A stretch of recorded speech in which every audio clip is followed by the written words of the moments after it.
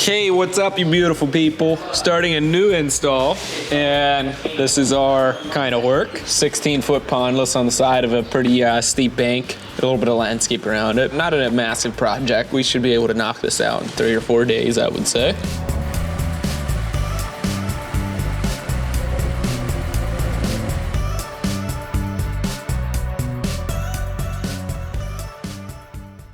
What I wanted to show you here is I think the client narrowly escaped a catastrophe here. Last fall, we had someone come in and start on the project, and when it reached this point, he started to get cold feet. He caught on to the fact that probably shouldn't be looking this way. Many people, unfortunately, when they have that come into their home, they don't know. And when they're done, I can tell you this would have looked like a massive rock slide, and you wouldn't have been able to see the falls very well.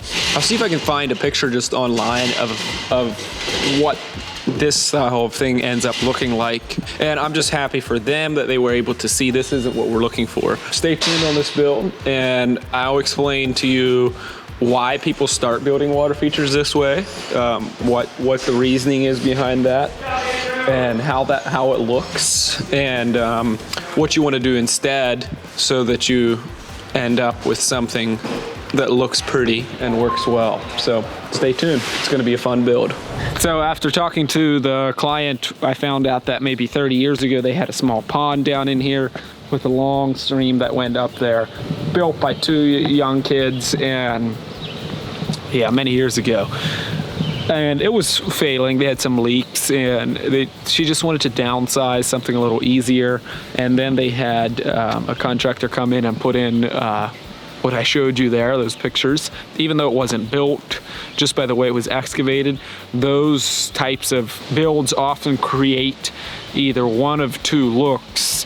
Either they look like there's just a bunch of weirs with a pile of rocks on either side, or then it just looks like someone dumped a pile of rocks on the hillside. We're going to go through this build as to why that look happens and what you can do instead, so you can create something that looks beautiful and natural with some pooling sections and nice waterfalls.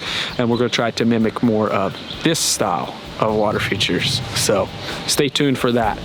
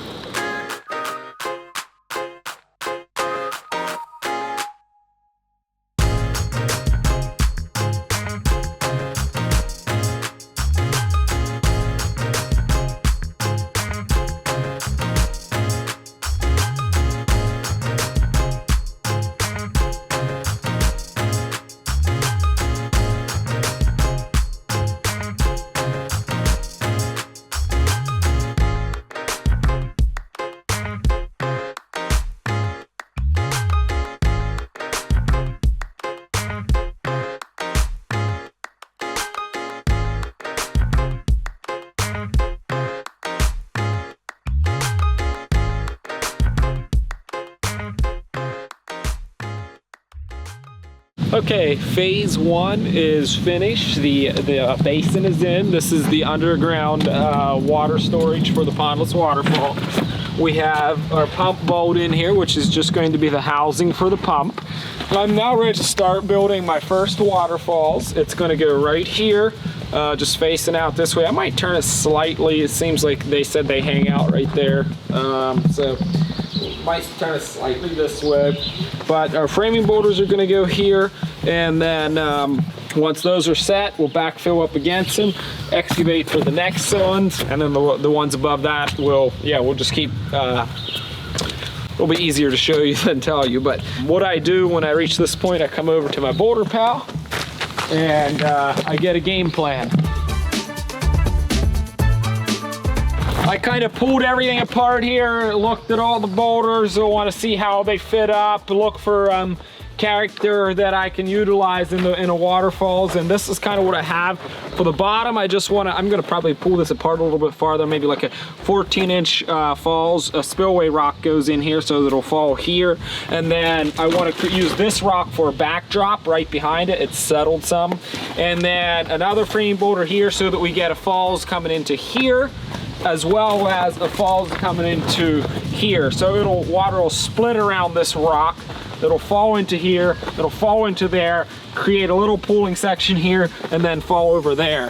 And these boulders in itself would be kind of a low character, just kind of flat.